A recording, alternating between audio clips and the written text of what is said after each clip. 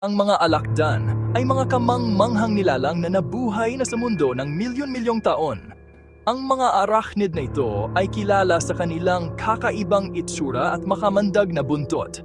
Matatagpuan sila sa iba't ibang bahagi ng mundo, kabilang na ang Pilipinas. Ang mga alakdan ay nakaangkop upang mabuhay sa iba't ibang kapaligiran, mula sa mga disyerto hanggang sa mga tropical na kagubatan. Ang mga alakdan ay may natatanging istruktura ng katawan na may 8 paa, 2 sipit at isang makamandag na buntot.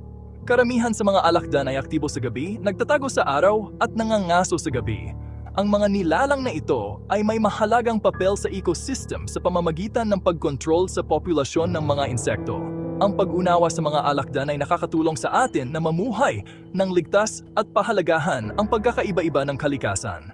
Mayroong mahigit 2,000 kilalang uri ng alakdan sa mundo. May iba't ibang laki, kulay at lakas ng kamandag ang mga ito. Ang pinakamalaking alakdan ay ang Emperor Scorpion na maaring lumaki ng hanggang 8 pulgada ang haba. Ang pinakamaliit ay ang Typhlochactus michelli na may sukat lamang na 0.3 pulgada. Sa Pilipinas, ang pinakakaraniwang uri ay ang Asian Forest Scorpion na karaniwang itim o maitim na kayumanggi ang kulay. Ang isa pang uri na matatagpuan sa bansa ay ang Yellow Scorpion na mas maliit at mas magaan ang kulay. Ang mga alakdan ay may mga espesyal na balahibo na nakakaadama ng mga vibrations na tumutulong sa kanila na mahanap ang kanilang biktima at maiwasan ang mga mandaragit. Ginagamit nila ang kanilang mga sipit para mahuli at durugin ang kanilang biktima, habang ang kanilang buntot naman ay nagtuturok ng kamandag. Mga 25 uri lamang ang may kamandag na sapat ang lakas para pumatay ng tao. Ang mga pinakamakamandag na alakdan ay kadalasang matatagpuan sa North Africa at Middle East. Sa Pilipinas, ang mga kagat ng alakdan ay karaniwang masakit, ngunit bihirang nakamamatay. Mahalaga pa rin na maging maingat sa paligid ng anumang alakdan na makikita mo. Ang kamandag ng alakdan ay isang komplikadong halo ng mga lason na idinisenyo para paralisahin ang biktima.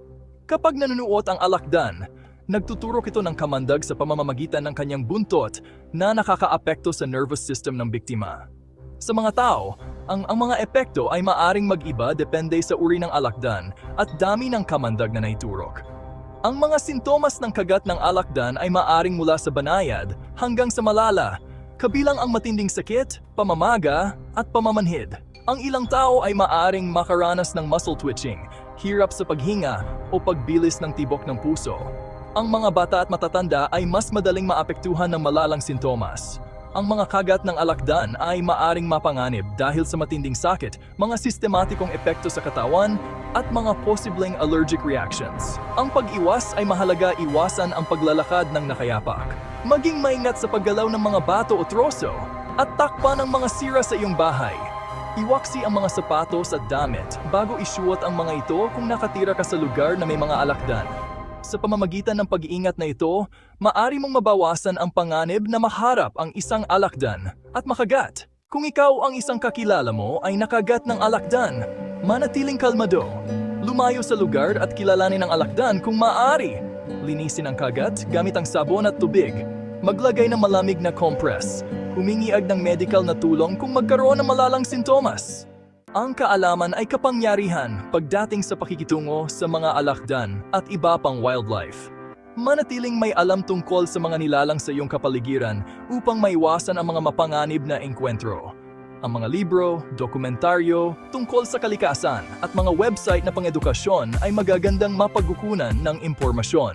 Sundan ang mga pahina ng social media na pang-edukasyon para sa mga interesanteng katotohanan at mga tips sa kaligtasan.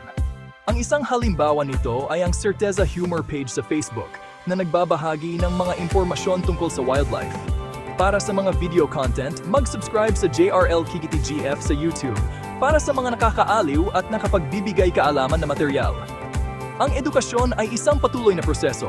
Mas marami kang natutunan, mas handa ka. Sundan ang Certeza Humor page sa Facebook at mag-subscribe sa JRL Kigiti GF sa YouTube. Manatiling mausisa, manatiling may alam, at manatiling ligtas sa iyong pakikipag-ugnayan sa kalikasan. Ito ang Certeza Humor na nagpapaalala sa iyo na laging maging mausisa at patuloy na matuto tungkol sa mundo sa